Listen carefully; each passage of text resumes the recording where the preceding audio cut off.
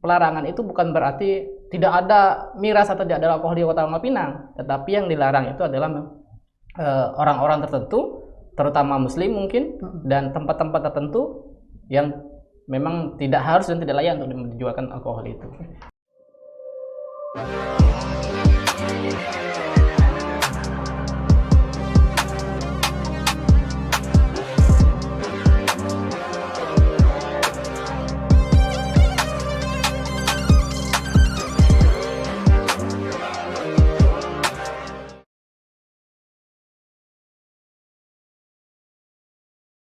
Alkohol, minuman beralkohol ini oplosan memang sempat ramai walaupun sebenarnya sudah ada peraturan daerahnya ya. Saya masih ingat kalau tidak salah itu Perda nomor 2 tahun 2016 soal pelarangan yang kemarin mau direvisi dan ternyata masih tetap digunakan yang lama ya.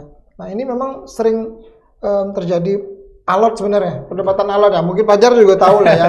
Sedikit kurang banyak memang sangat alot sekali. Di satu sisi perda ini dibuat atau dimunculkan untuk menjadi payung hukum agar minuman beralkohol tidak beredar ya. Betul. Tidak beredar, tidak diadakan dan tidak dikonsumsi oleh masyarakat Kota Pangkal Pinang. Tapi di sisi lain sebenarnya ini ini bernilai investasi, ini juga bernilai kearifan lokal juga. Jadi ya apa sih bahasanya ini?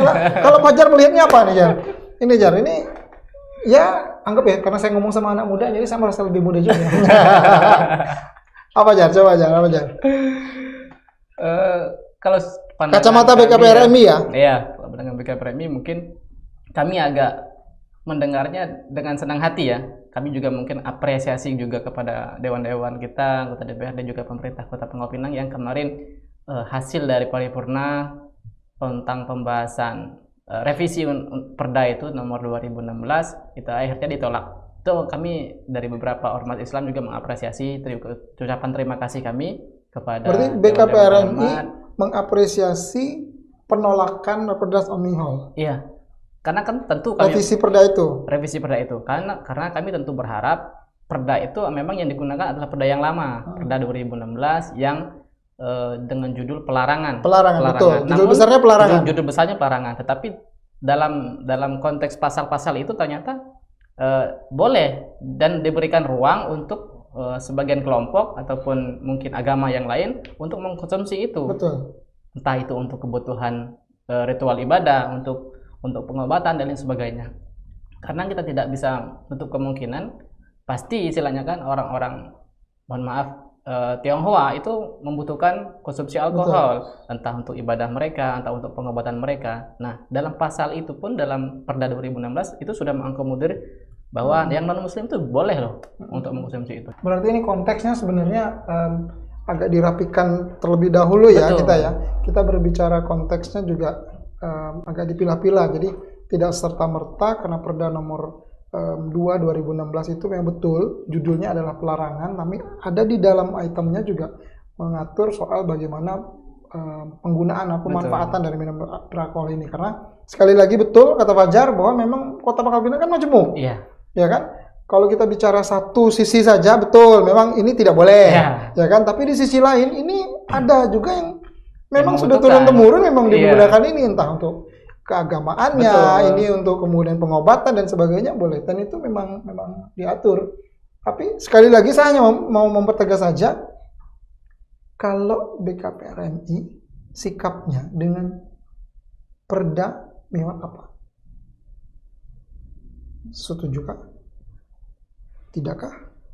Karena ini sudah selesai nih perdanya, tetap menggunakan Perda yang nomor 2 2016. Jadi kami di BKPRMI. Ini sikap BKPRMI. Iya. Okay. Di BKPRMI tentu lebih kepada Perda 2016 karena di situ adalah bersifat pelarangan sehingga membatasi tentunya gerak-gerak di lapangan, mulai dari penjual, mulai dari pengedar, kemudian pembeli dan lain sebagainya. Tetapi ketika ada masyarakat yang non muslim membutuhkan, tetap bisa dibeli. Betul. Tetap bisa didapatkan karena ada pasal yang lain ini mengakomodir itu.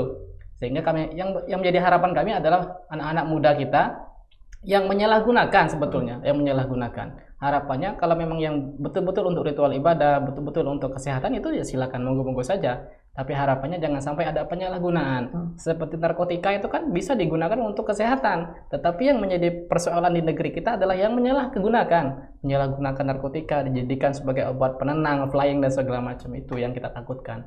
Agar jangan sampai ketika mereka mengkonsumsi alkohol itu akan menimbulkan hal-hal yang lain. Berarti setuju dilarang atau dikendalikan? Setuju dilarang. Dilarang, tetapi tetap memberikan ruang untuk agama lain ataupun orang lain mendapatkan atau bisa membeli alkohol itu dengan tujuan ritual ibadah, ritual keagamaan, ritual kesehatan dan sebagainya. Karena ada efek-efek lain. Ada sektor-sektor lain yang juga harus dipertimbangkan. Karena kalau dalam bentuk Perda 2016 bentuknya larangan saja, yang secara umum larangan, masih banyak juga ternyata di lapangan kita dapatkan alkohol itu. Apalagi nanti hanya sekedar pengawasan dan pengendalian, tentu lebih mudah lagi didapatkan oleh anak-anak muda kita. Jadi Fajar menilai bahwa judul besarnya betul pelarangan, oke, tapi betul di dalamnya sebenarnya ada item-item yang menjadi kekuatan untuk kemudian bisa dieksekusi di lainnya. Nah, cuma masalahnya BKPRMI melihat tidak sejak 2016 Perda ini diketok palu sampai sekarang, bagaimana implementasinya? Mungkin di awal-awal Perda di tahun-tahun 2017, 18, 19 itu masih ada gerakan-gerakan yang namanya keliling patroli lah di beberapa tempat, seperti di Alova, kemudian di kawasan Pasir Padi, kemudian di kuburan Bukit Lama. Itu kegiatan-kegiatan malam, operasi malam seperti itu memang sering mendapatkan anak-anak muda yang nongkrong itu mereka mengkonsumsi alkohol. Jadi artinya Perda itu dibuat, kemudian dijalankan oleh pemerintah melalui Satpol PP dan kemudian beberapa elemen, sehingga ternyata buktinya masih ada masyarakat kita ataupun pemuda-pemuda kita yang mengkonsumsi alkohol. Nah, mungkin di tahun 2019, 2020 kemudian mencuat lagi mau direvisi undang-undang itu, mungkin semenjak itulah mungkin pelonggaran-pelonggaran terhadap penindakan-penindakan orang-orang yang konsumsi itu. Kalau di awal-awal kita memang ada. Tapi sampai detik ini BKPRMI melihat turunannya implementasi dari kita sudah ada perdanya, pelarangan, implementasi untuk mewujudkan ini sampai detik ini sudah benar-benar terimplementasi dengan baik belum? Kalau dibilang untuk baik, penegakan apa tidak? Kalau dibilang baik 100% mungkin belum lah ya. Karena mungkin kita juga banyak PR-PR yang lain juga yang harus dikerjakan oleh pemerintah kota juga kawan-kawan yang lain.